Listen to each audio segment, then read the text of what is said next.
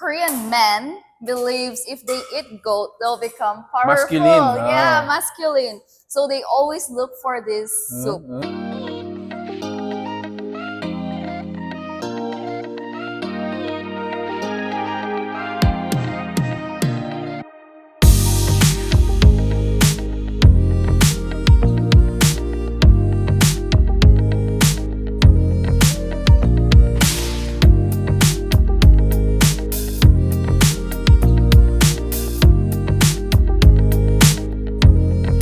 So, ayun guys, this is how it looks like. Ito yung dining area natin. And currently, nire-ready yung table natin for the dishes. So, up until 50 to 60 people that can accommodate itong dining area natin. So, this is how it looks like. And we're gonna get inside. Tignan natin yung behind the scenes kung paano natin niluluto yung mga dishes natin dito. So, samahan niyo.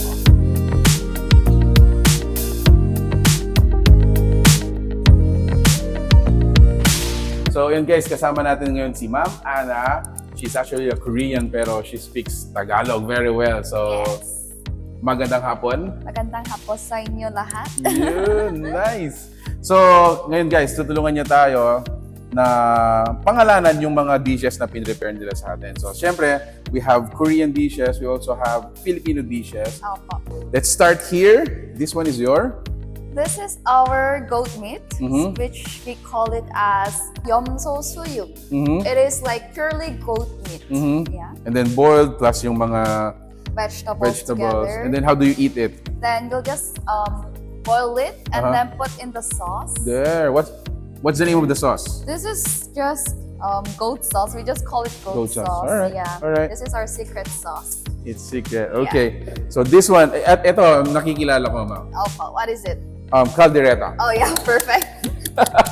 So may Kalderetang Kambing, your favorite. My favorite. Your favorite. And also we have Sinigang Kambing. Your favorite too. My favorite too. Yeah, all right.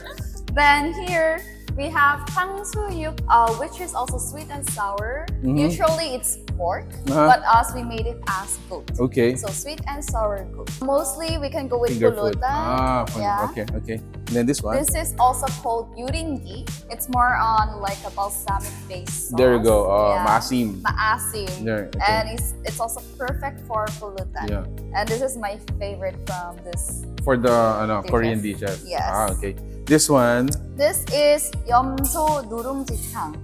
Korea, we have like Chinese Korean dishes. Yes. It's not really originally from China, but Koreans made it into like a Chinese dishes, and that's one of the dish. There's like a crispy rice. Yes, inside. And then we're gonna pour the sauce. And then this one? This is our like one of the best sellers since people come here to eat this actually. Korean men believes if they eat goat, they'll become powerful. Masculine. Yeah, masculine. So they always look for this soup. And this is our yomsukang, goat soup. Actually, this is like the single version and this is like the group version. But there's kind of different taste in between. Pero parang there's a term in Korea which means 고소하다, but there's none in English term at all. Pero it's like more healthier taste, earthy taste, something like that. Okay. This one? This is kimchi jan, which is like Filipinos call it as kimchi pajan or kimchi pancake. Kimchi pancake, yeah. Yeah. Of course, I recognize this one. Samgyeopsal. It's a samgyeopsal. And then this one, it's similar to this one, is it? Yes, it is, but it is seafood. So a lot of seafoods are inside with oyster. Ooh. Yeah. And then our fish and chips. Yeah, fish and chips. And then unlimited side dishes. Unlimited ba tayo dito? Yes, it is. Any order and then you're gonna get unlimited. Of course. Wow. Yeah. All right. Thank you so much, Ma'am Ana. You're welcome. Enjoy the dish. Kainan na. All right. So, ayun guys, this is our table.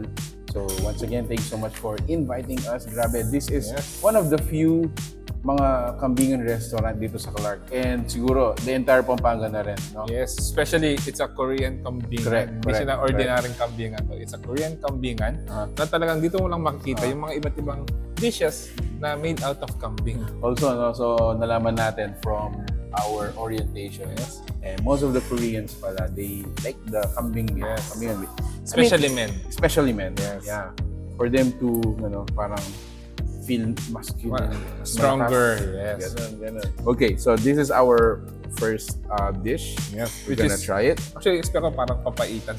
Ah. Pero, since ito nga different kind of luto, Yes. kumbaga.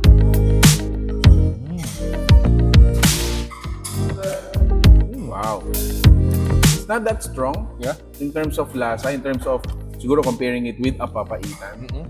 Ito hindi naman siya ganun na Hindi siya mapait. hindi siya ganun kalakas. At the same time, yung kanilang, yung goat meat, malambot pa rin. Malambot pa rin yung goat meat. So, naniniwala na ako bakit gustong-gusto nito ng mga Korean meal. Yeah. Una, masarap. Malambot yung meat. Yeah. And syempre, yung effect na nakakalakas. I also gotta say, no, yung goat meat natin doesn't have that, parang anggo smell. Can you notice, bro? Let's try naman with the secret sauce. Dip.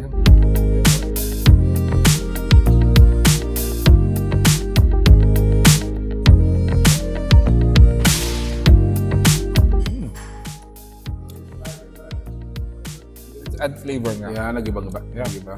Yung pinakamadaming goat meat na pwede mo kainin dito sa floor.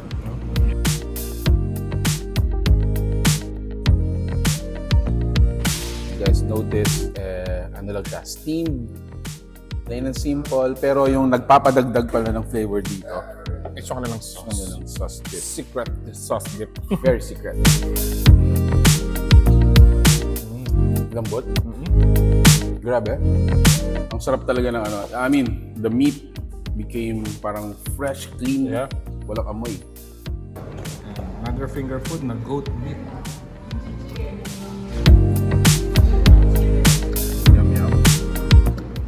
Sarap yung dip nila. So since sabi mo nga, these are goat meat, Yes. yung mga soup, hindi sila, pansin mo, hindi sila fatty. Yes. Walang oil, walang parang sebo. It is good for the health also. It's good for the health, good for the heart.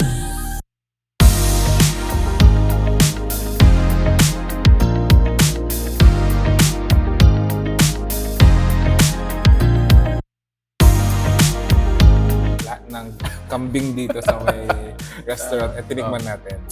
So far, ano yung, saan ka nag-enjoy? Ako itong ka rin ng mushroom stew. Talagang nag-enjoy ako. Yes. Kasi napakasarap. I always commend yung kanilang meat. Napakalambot. Same din, what do you call this, favorite. Yes. This is also my favorite amongst the pinatikim nila dito. But I gotta say, sabi mo nga, the rest of the meat, they're so tender. Sobrang lambot na kanilang Actually, lahat ng mga dish na may kambing, yes. talagang yung meat niya, talagang nalulusaw sa bibig. And at the same time, wala yung amoy ng anggo. Yes. When you go to this kind of restaurants, minsan, it's a special, it's a Yes. special occasion. Lalong-lalo, napakadalang lang ng mga kambingan. Yes. Korean kambingan dito Yes, sa may yes. Pampanga. Chowon Restaurant is located dito sa may CSM Square and they're open from 9 a.m. Yes. to 9 p.m. Monday to Saturday. So, ang pinaka-landmark niya dito, sa harapan niya is yung Luenthai Luenthai. at saka yung lumang airport gate. Yes. Ayun. So, you guys, if you are looking for these kinds of food, you gotta try this one. Sa sa mga food explorers, you wanna try this one. Something that's not, usual sa table natin. But this one, the way they serve it, it's different. So if you like the food you saw in this video, please give it a thumbs up, share it with your friends. We hope to see you in the next one. So that's it. Thank you for watching. We're in Pampanga. Until our next discovery. Peace out. Bye, guys.